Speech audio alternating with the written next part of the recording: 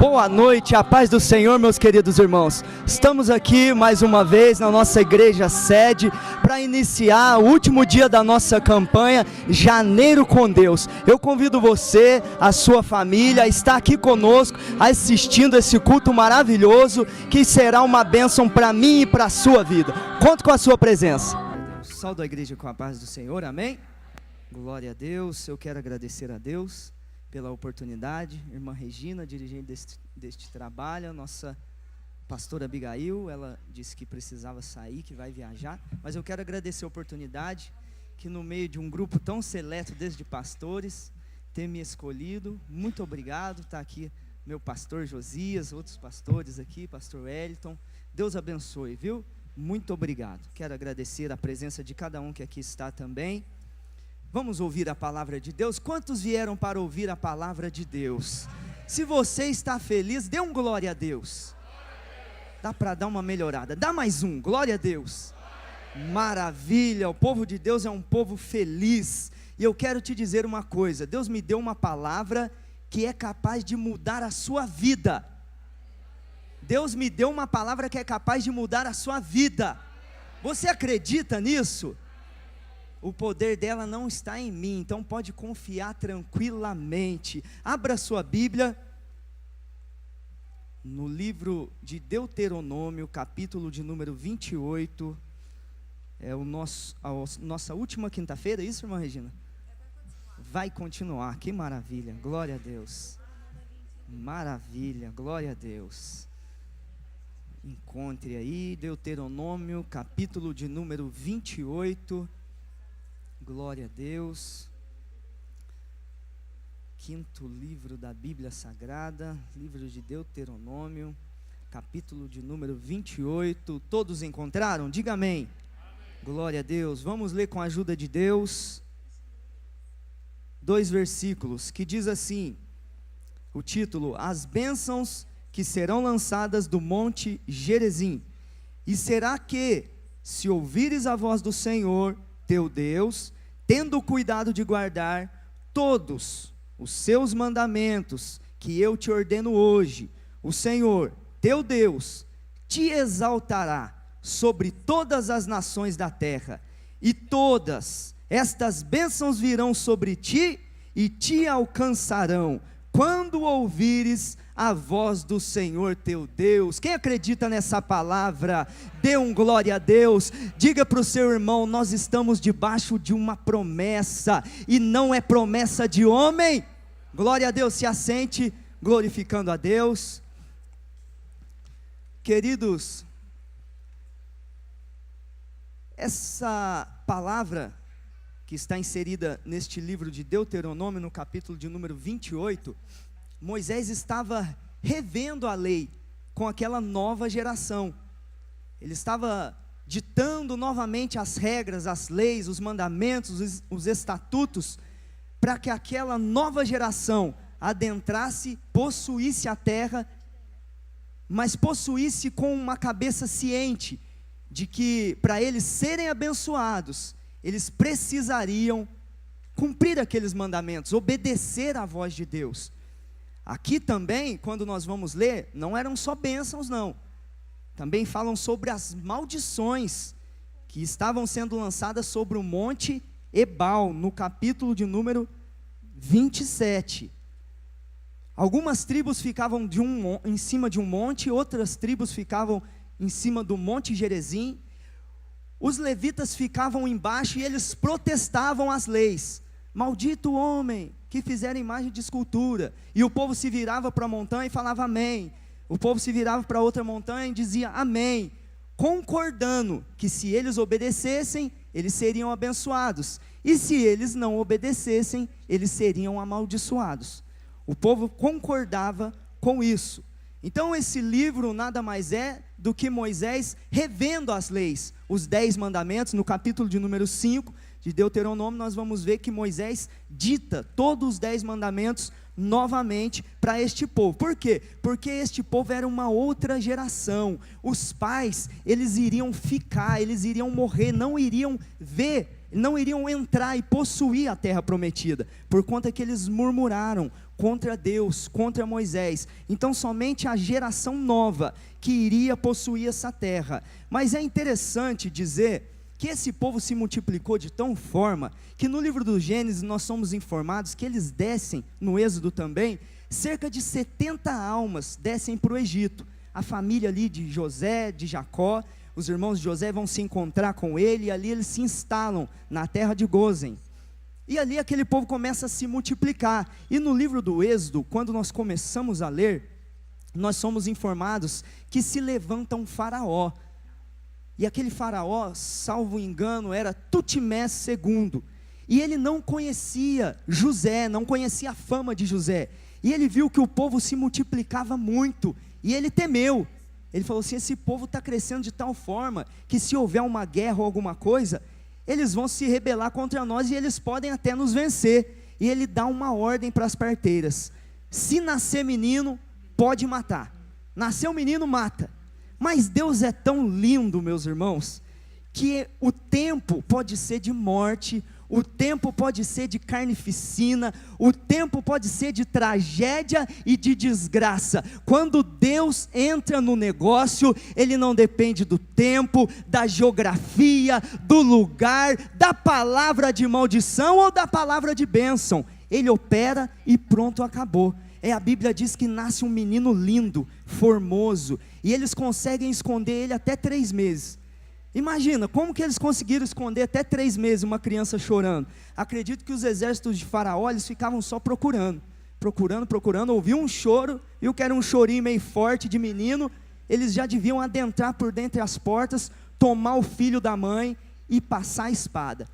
Mas a mãe de Moisés, ela consegue guardar ele por 3 meses, e depois ela põe ele num cestinho, betuma, por dentro, para que a água não entrasse para dentro do cesto. E sua irmã, muito esperta, Miriam, ela fica olhando de longe, e a filha de Faraó está se banhando, ela vê, os irmãos já conhecem. O fato é que Moisés, ele é amamentado pela sua própria mãe. Olha que Deus mais lindo. Ela dá o filho, depois as águas traz para ela o filho de volta, e ela ainda recebe para cuidar do filho. Depois o filho vai morar no palácio, vai aprender da melhor educação, comer da melhor comida. Esse é o Deus que nós servimos. E Moisés cresce, e depois, chega a certa idade dele, ele começa a ouvir sobre o povo dele. E a Bíblia não nos dá tantos detalhes, mas nos conta um fato que uma vez ele vê algum dos egípcios oprimir um dos seus irmãos, e ele vai e mata aquele egípcio, e coloca ele num certo lugar, e alguém vê isso, e descobrem que ele tinha feito aquilo, e o faraó acha por bem de matar Moisés. Moisés foge, aí ele conhece a sua esposa, e depois acontece aquele episódio da sarça, no capítulo de número 3 do Êxodo, e isso é lindo, e é muito importante a gente falar. Moisés, ele era biólogo, ele era geólogo, ele era químico, ele era filósofo, porque a Bíblia diz que ele era formado em toda a ciência do Egito, e o Egito não era a USP, não era essas faculdadezinhas não, era o país mais poderoso em sabedoria, era mais poderoso que os gregos em sabedoria. Então Moisés, ele era muito inteligente, só que quando ele chega e vê uma árvore pegando fogo e não se consumir, ele não consegue explicar, meus irmãos. Ele fala assim: isso eu não aprendi, isso eu não conheço ainda, isso eu não vi. E a Bíblia diz que ele se vira para ver, e Deus brada do meio da sarça pegando fogo, fala: Moisés, cuidado aí, Moisés, o lugar que você pisa é terra santa. E ele fala assim: eu tenho ouvido o clamor do meu povo, eu tenho visto como que os egípcios têm oprimido eles, e eu vou libertar eles, e eu escolhi você, Moisés. Praticamente ele diz isso para Moisés. Aí sabe o que Moisés fala para ele? Mas quem sou eu? E é interessante que aí entra o poder de Deus. É como se Deus falasse assim para ele: quem falou que é você, Moisés? Ele fala assim: eu serei contigo. E serei é tão interessante que não é uma palavra que pode variar. Serei é sempre. Estar pode ser uma ocasião de tempo. Está hoje, está amanhã, depois da manhã não está. Mas ser é eterno. Ser hoje, ser amanhã, ser daqui 10 anos, ser daqui 20 anos. Deus fala para Moisés: eu serei contigo, Moisés. Vai que você vai libertar o meu povo. Senhor, mas quem é você? Porque haviam muitos deuses lá no Egito, muitos deuses. O que eu vou falar para eles? Qual que é teu nome? Quem é você? Aonde você mora? Onde é a tua habitação? Quem é você, Deus? Eu sou o que sou.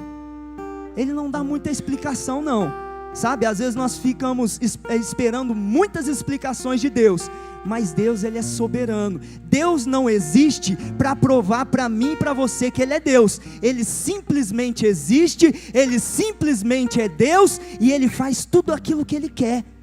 Então ele fala para Moisés: eu sou o que sou, Moisés. Quer que eu te explique, Moisés? Se você tiver com frio, aleluia, eu sou calor para a sua vida. Se você tiver com fome, eu sou alimento. Se você estiver fugindo, eu sou refúgio, fortaleza. Eu sou socorro bem presente na tua angústia. Eu sou o que você precisa, Moisés. Você está endividado? Eu sou o seu recurso, Moisés. Tem alguém te perseguindo? Se acolha em mim.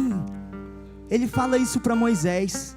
É como se ele usasse essa expressão: eu sou o que sou. Yahier, em hebraico, quer dizer eu sou o que sou. Ele fala isso.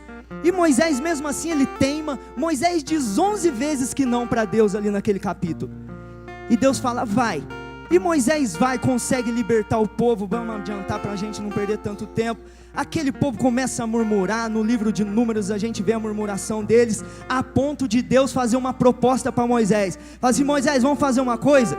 Vamos matar esse povo tudo e fazer um povo mais forte de ti, um povo mais fiel, um povo mais temeroso à palavra. E Moisés, imagino que ele abaixa a cabeça: Senhor, mas aí o que os outros reis vão falar de ti? Que o Senhor tirou aquele povo da terra do Egito para matar eles aqui no deserto. Tem misericórdia deles, Senhor. E é tão lindo que Deus, Ele fala assim, ó: segundo a tua palavra eu os perdoarei. Olha que Deus lindo. Ele escuta Moisés, Ele vê o coração de Moisés em favor daquele povo e escuta Moisés. Mas não fica por aí. Ele fala assim: tá bom, Moisés, só que esse povo que murmurou, que reclamou, que inflamou a terra, eles não vão entrar. Somente Josué e Caleb vão entrar, e aqueles que tiverem para baixo dos 20 anos que vão entrar nessa terra. Um ano para cada dia de murmuração. Sabe quantos dias que era a jornada daquele povo no Êxodo? 11 dias. Eles demoraram 40 anos. Sabe por quê? Porque eles queriam fazer do jeito deles. Mas do jeito de Deus é mais rápido, o jeito de Deus é mais direto, o jeito de Deus é mais fácil. Vá pelo jeito de Deus. O que acontece? Deus faz todas essas coisas, e aquele povo está pronto para herdar a terra, aquela nova geração está pronta para herdar a terra. Mas o fato é que eu disse que Deus me deu uma palavra que pode mudar a sua vida. Mas como? Toda palavra de Deus pode mudar uma vida. Mas nós temos algo e deixamos de receber por isso. Escute, às vezes nós não queremos pregar bênção. Parece que não pode mais pregar que vai abençoar o povo. Não, Deus é um Deus de bênção. Deus não é um Deus de bênção? Quem acredita nisso? Salomão diz que é Deus que dá a bênção, que enriquece e não acrescenta dores. Você vê a Bíblia toda falando: e Deus abençoou Abraão, e Deus abençoou a Davi, e Deus abençoou Isaac. Ele quer abençoar, Ele quer abençoar. Só que nós temos que tomar o cuidado de não amarmos mais a bênção de Deus do que o Deus da bênção. Nós temos que amar o Deus da bênção, não a bênção de Deus. Jesus, ele fala isso no capítulo 6 de João, do evangelho que João escreve, e diz assim que uma grande multidão o seguia pelos sinais que ele fazia. Interesseiros, eles não seguiam Jesus pelo relacionamento, eles não seguiam Jesus por querer estar próximo de Jesus, eles seguiam Jesus porque eles sabiam que ia ter pão, eles seguiam Jesus porque eles sabiam que teria providência, que teria algo bom para eles. Mas Deus está procurando verdadeiros adoradores. Ele está procurando pessoas que não estão vinculadas às circunstâncias, que esteja com saúde ou sem saúde, Ele é Deus. Porta aberta, porta fechada, Ele é Deus. Na tristeza ou na alegria, é um casamento. É igual casamento. Deus, Ele não quer um namoro conosco. Ele quer um casamento, algo sério. Ele quer um compromisso sério conosco. Ele quer em todo tempo nós adorando a Ele. Mas quando nós lemos, nós vemos que tem uma condição. Algumas promessas não são condicionais, como a de Davi. Deus olha para a cara de Davi e fala assim: gostei de você, você é um homem segundo o meu coração. E você acha que ele não sabia que Davi já ia pecar lá na frente? Ele já sabia, ele sabe de tudo. Mas mesmo assim, tem pessoas que ele olha e fala: te escolhi, não importa, te quero, você é meu, da minha mão ninguém te arranca. Essas são bênçãos incondicionais. Mas em questão de, para a gente obter alguma coisa, nesse caso das bênçãos que foram lançadas do Monte de Gerizim, e até quem diga: ah, mas é no Velho Testamento. Não. Sabe o que Paulo falou para Timóteo? Que toda a escritura divinamente inspirada é proveitosa. Então toda a escritura é para você, tá bom? Toda escritura é para você, proveitosa para corrigir, ensinar, redarguir. Então você está debaixo dessa promessa. Só que tem uma condição aqui, olha o que está dizendo aqui, ó. Porque muitas das vezes nós achamos que é só, se eu dizer aqui, levante a sua mão para receber, pode acontecer. Mas se você só levantar a sua mão para receber, pode ser que você não receba. Tem um processo, tem condições. E olha nesse texto o que foi dito. Olha a condição. E será que, se ouvires a voz do Senhor teu Deus, tendo cuidado de guardar todos os seus mandamentos que hoje te ordeno, o Senhor teu Deus te exaltará sobre todas as nações da terra. Primeira coisa, ouvir a voz de Deus e guardar todos os seus mandamentos. Parece fácil, né? Mas não é tão simples assim. Inclusive essa primeira palavra ouvir, ela já traduz no hebraico esse guardar. Não é só ouvir, porque tem gente que ouve num ouvido e sai pelo outro ouvido. A bênção passa pela mão e escorre pela outra. A pessoa passa anos dentro da igreja e não consegue alcançar, não consegue obter, não consegue consolidar uma bênção. Mas por quê? Porque entra num ouvido e sai no outro. Mas hoje, em nome de Jesus, se você der ouvido a essa palavra, você vai sair daqui de posse da sua vitória. Talvez você esteja esperando uma bênção, uma promessa que foi proferida para você há não sei quantos anos. Não importa, as promessas de Deus, elas não se invalidam, não tem data de validade. Eu quero te dizer, se você ouvir a voz dele e guardar os seus mandamentos, a Bíblia, não eu, te garante, você vai ser próspero na vida espiritual, na vida sentimental, na vida financeira, aleluia, em todas as áreas da sua vida.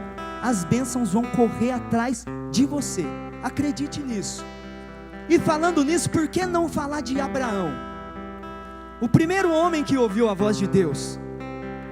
E é tão interessante que Deus também não dá muito detalhe. Fala: Abraão, sai da tua terra, da casa do teu pai, da tua parentela, e vai para uma terra que eu te mostrarei. Engrandecerei teu nome, farei de ti uma grande nação, e tu serás uma bênção. Você iria? Quem iria? Nós iríamos fazer um questionamento, não iria? Senhor, qual que é a terra? Senhor, mas onde fica? Que lugar que é? Vai ter comida? Vai ter bebida? Vai ter festa? Nós iríamos perguntar algumas coisas. Mas Abraão, ele pega o seu sobrinho e o restante daquele povo que estava com ele vai sem perguntar.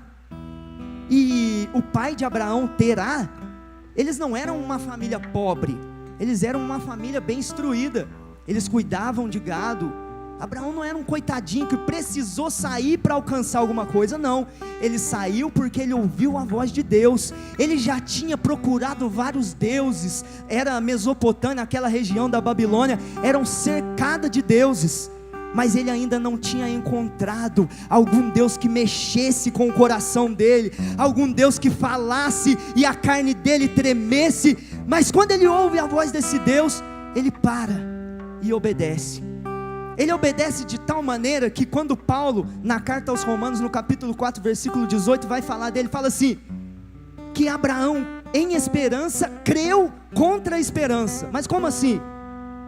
Esperando, sabendo que não poderia acontecer, ele ainda acreditou. No que você está esperando que você acha que é impossível? O que você está esperando que você acha que não pode acontecer? A Bíblia fala assim, ó, e ele não enfraqueceu.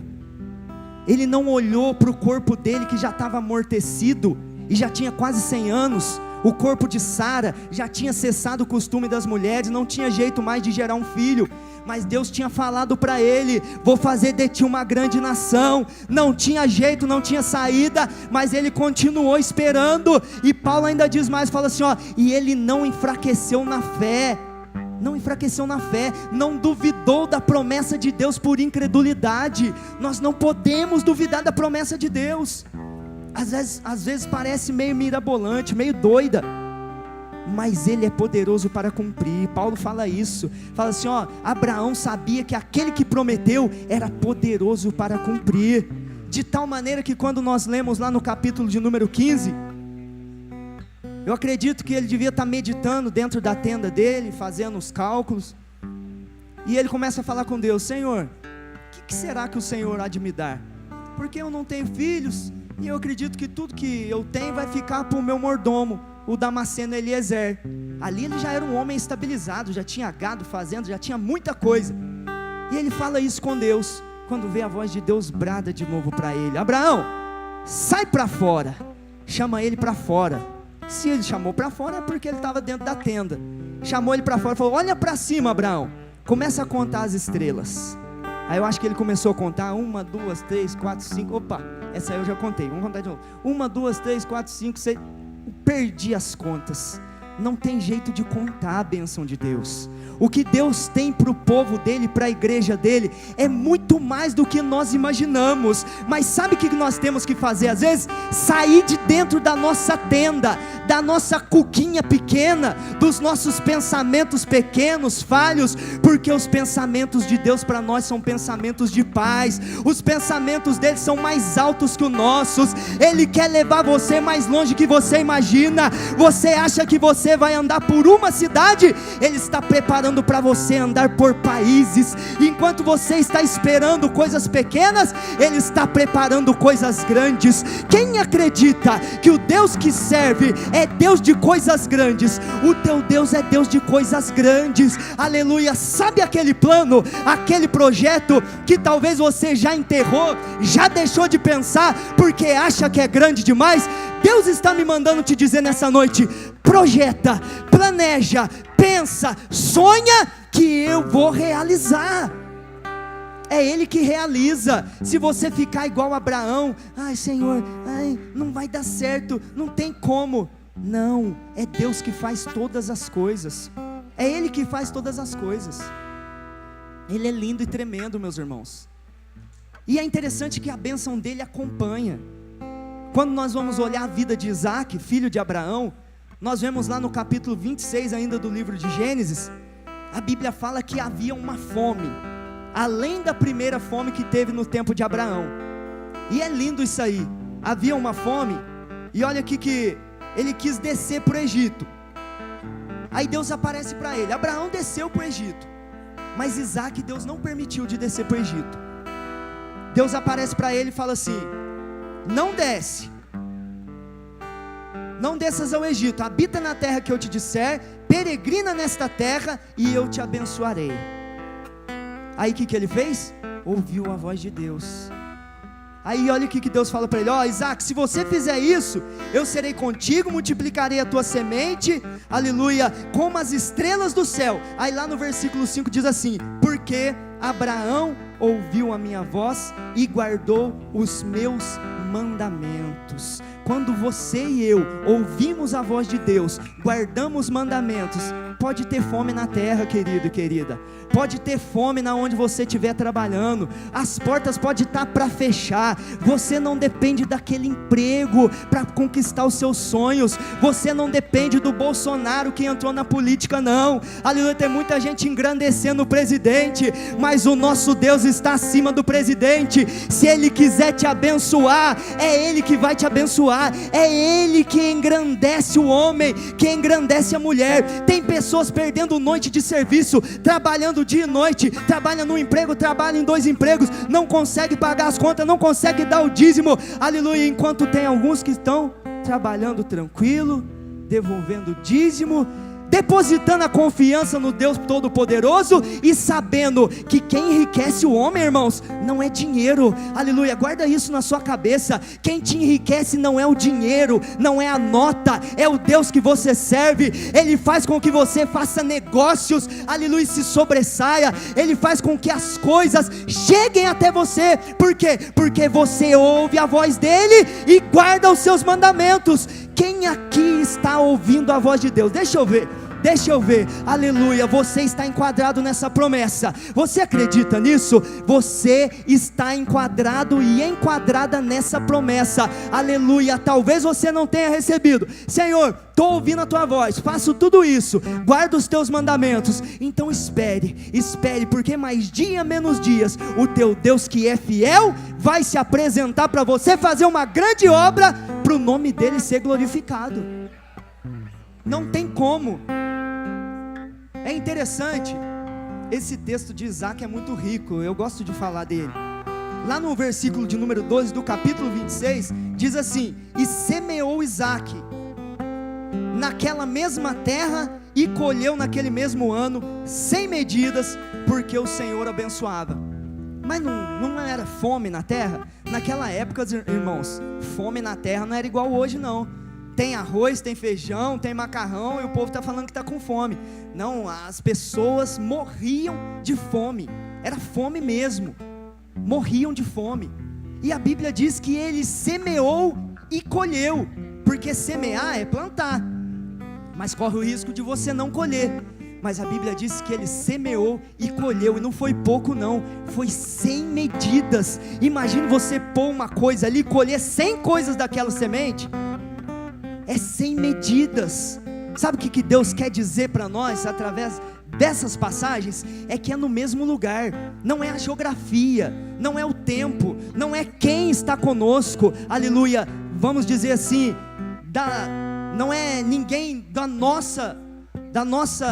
não é ninguém que não seja Deus que esteja conosco. Não é a geografia, não é o lugar, é Deus que faz prosperar, aleluia. É no mesmo lugar, é na mesma terra. Às vezes você começou alguma coisa, já se frustrou com alguma coisa, mas Deus está te dizendo nessa noite: tenta de novo, começa de novo ouvindo a voz de Deus, guardando os mandamentos, fazendo como Ele ordena. Você vai colher, você vai semear e colher na mesma terra, aleluia. A terra era de fome, a terra, aleluia, não dava nada, mas foi naquela mesma terra, é no mesmo lugar.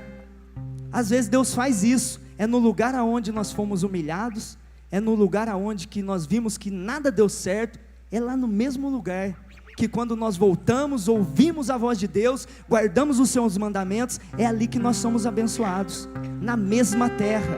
Deus vai fazer você colher na mesma terra, Deus vai fazer você ser próspero na mesma terra, aleluia. Você não será envergonhado, envergonhada, não será confundido, porque o Deus que te chamou se responsabiliza pela chamada dele, aleluia. Você não exerce uma função ou um cargo porque o pastor gostou de você, porque um líder gostou de você. Tem um Deus que está acima da liderança, tem um Deus que está acima do pastorado, tem um Deus que cuida do homem e da mulher, que não dorme, não tosqueneja. Esse é o teu Deus, Ele está cuidando de nós, pastores. É Ele que cuida da congregação, pastor, é Ele que cuida da família, da casa, dos projetos. É o Deus que nós servimos.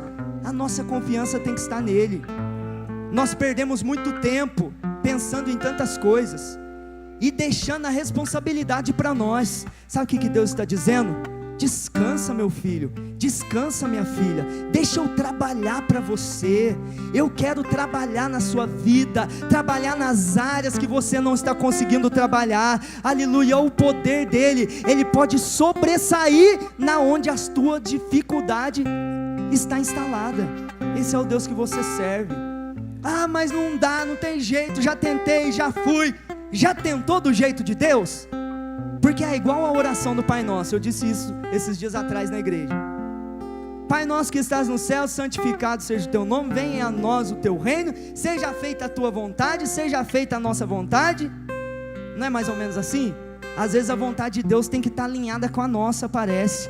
Mas Deus, Ele não está preocupado com a sua vontade. E Ele não é um Deus carrasco, um Deus miserável. Ele quer te abençoar, Ele quer ver você bem, Ele quer que você seja uma pessoa próspera. Aleluia. Eu não acredito que um Deus todo-poderoso olhe para um servo e para uma serva que é fiel a Deus, que ouve a palavra, que segue os mandamentos e permita que ele viva na miséria, viva no fracasso. Aleluia. Esse não é o Deus que eu conheço. Esse não é o Deus que eu conheço. O teu Deus vai te fazer uma pessoa próspera. Aleluia. Ainda que você esteja passando por dificuldades, os dias vão passar. Aleluia. Você vai ver o quanto poderoso Ele é para fazer os seus sonhos serem cumpridos.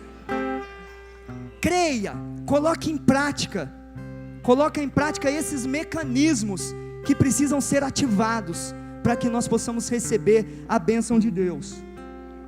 E é interessante que nós vemos que nós estamos enquadrados nessas palavras.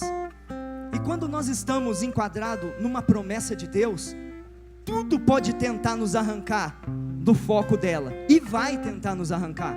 Por isso que Paulo fala: se Deus é por nós, quem será contra nós? Ele está dizendo: agora Deus é com você.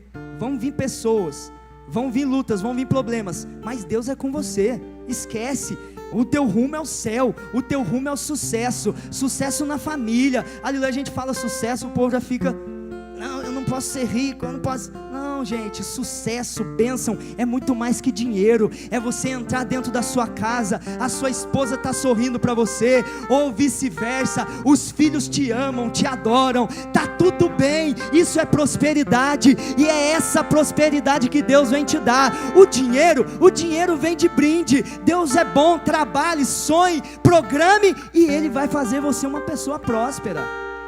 É muito mais que dinheiro a prosperidade que Ele tem. É muito mais do que um carro bom, do que uma casa confortável. Aleluia. É acordar de dia e saber que tem um Deus que te ama, que se você tombar a sepultura, aleluia, a carne tomba ao pó, mas o Espírito volta a Deus que o fez, e nós aguardaremos Jesus vir nos ares. Essa que é a prosperidade, é ter a certeza da vida eterna. Vocês não se lembram que Jesus também foi tentado? Ontem um obreiro nosso estava ministrando na igreja, e eu já tinha planejado de falar sobre muita coisa que ele ministrou ontem. Quando Jesus é tentado no deserto, Jesus, ele vai e ele jejua 40 dias, depois a Bíblia fala, e teve fome. Aí o tentador se apresenta para ele, e olha que interessante, ele acaba de ser batizado no Jordão. A Bíblia diz que o Espírito Santo desce sobre ele, ou seja, ele acaba de ser mais cheio do que ele já era, porque o Espírito Santo, quando ele vem para encher a pessoa, para encher a vida da pessoa. E assim que ele está cheio, a primeira coisa que acontece é ele ir para o deserto. Olha que interessante, deserto é lugar de pessoa cheia. Deserto é lugar de pessoa cheia do Espírito Santo. E assim que ele está cheio, que ele jejua 40 dias e 40 noites, aí aparece para ele o tentador, e fala assim para ele: se você é tudo isso mesmo que as escrituras falam, por que você não transforma essas pedras em pães? Ele tenta ele. Porque um pouco atrás, no versículo 17, Deus brada do céu e fala assim: ó, esse é o meu filho amado, em quem eu me comprazo. E você acha que o diabo não ouviu isso? Ele devia estar lá pertinho ouvindo, Deus dando uma declaração de amor para o filho dele. E Jesus, mesmo com fome, acredito fraco, 40 dias sem comer, aleluia, ele olha para ele e fala assim: nem só de pão viverá o homem, mas de toda palavra que sai da boca de Deus. Mas sabe o que está acontecendo? Tem muita gente que não fica com fome, mata a fome, prefere comer. Eu vou comer, eu vou matar essa fome. Mas Jesus sabia que ele estava debaixo de uma promessa. Jesus já tinha ouvido. É como se ele falasse para o diabo: você não ouviu? Eu sou o filho amado dele, em quem ele me compraz. Você acha que eu vou trocar, aleluia, o que é eterno por o que é transitório? Sabe o que acontece? É que tem muita gente, muitas igrejas pregando um evangelho que é pão, A palavra é pão, mas eu estou falando do evangelho. Evangelho não é pão, evangelho é pedra, evangelho é dureza, é luta, é sacrifício. Você precisa ir para a igreja, você precisa renunciar às suas vontades, você precisa renunciar à sua carne, o seu eu. Aleluia, não é pão, aleluia, que você come e sacia. A palavra é pão, mas a vida no evangelho, aleluia, é pedra. Não troque, aleluia, pão por pedra. Não mate a sua fome. Continue, continue, continue. Ainda que o tentador se apresente para você, você diga assim para ele: eu estou enquadrado debaixo de uma promessa. Deus falou que as bênçãos dele vão me alcançar. Eu estou ouvindo a voz dele, estou guardando os seus mandamentos. Para trás de mim, Satanás, nem só de pão vive o homem.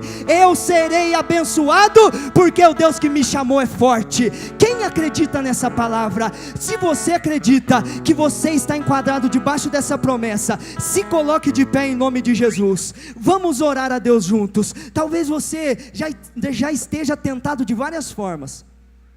Se eu perguntar para todos aqui, não tem uma pessoa aqui que não tenha uma promessa. Quantos têm uma promessa de Deus? Todos têm uma promessa de Deus. E muitos têm promessas que não se cumpriram. Deus não é um Deus que faz acepção de pessoas. Ele promete para todos, de uma forma variada. Mas só que às vezes nós não alcançamos. Por quê? Se Deus é bom, se Ele me ama, se eu estou na casa dEle, apenas por esses simples fatos: ouvir a voz de Deus e guardar os seus mandamentos. Mas eu disse para você, na autoridade do Espírito Santo, que essa palavra é capaz, não era, é capaz de mudar a sua vida. E você acredita nisso? Você acredita no Deus que você serve? No Deus que te tirou do lamaçal do pecado? Que te amou quando você estava naquele estado pecaminoso? Então se coloque até aqui e vamos orar juntos. E você vai clamar a Deus, falou: Senhor, Tu me fez uma promessa, e a Tua palavra diz que o Senhor é fiel para cumprir, e eu estou esperando ela, Senhor. Vem até aqui, vamos orar juntos, rápido.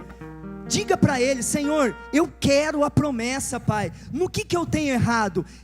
E muitas das vezes nós mesmos sabemos. Às vezes nós sabemos que não estamos ouvindo a voz de Deus. Às vezes nós sabemos que não estamos guardando todos os mandamentos, porque a Bíblia, ela é muito clara: todos os mandamentos. Ouvir a voz de Deus e guardar todos os mandamentos. Deus é um Deus tão lindo, que Moisés, certa vez, ele quebra as tábuas da lei. Ele vai e passa 40 dias no monte, Deus falando com ele, coisa maravilhosa. Aí depois ele desce e ele ouve um alarido, fala com Josué: Josué, estou ouvindo um barulho, mas não é barulho de culto não, é barulho de desviado isso aí. A hora que ele chega no arraial, o povo estava adorando um bezerrão de ouro. Ele fica irado, 40 dias falando com Deus, escrevendo os mandamentos, Deus escrevendo para ele. A escrita de Deus estava naquela tábua, a caricatura de Deus estava naquela tábua. Imagina você, se um quadro, pastor Josias, pintado por Monet, um pintor cego, vale milhões de dólares. Por Leonardo da Vinci, um quadro pintado por ele, Nicolas, quantos milhões de euros que pode valer? Imagina 2 tábuas escritas com o dedo de Deus. Não tem valor. Moisés estava com essa preciosidade na sua mão, e o povo não imaginava. Ele chega, vê e quebra as tábuas. Aquilo ali era a aliança dele com Deus. Ele vai e quebra.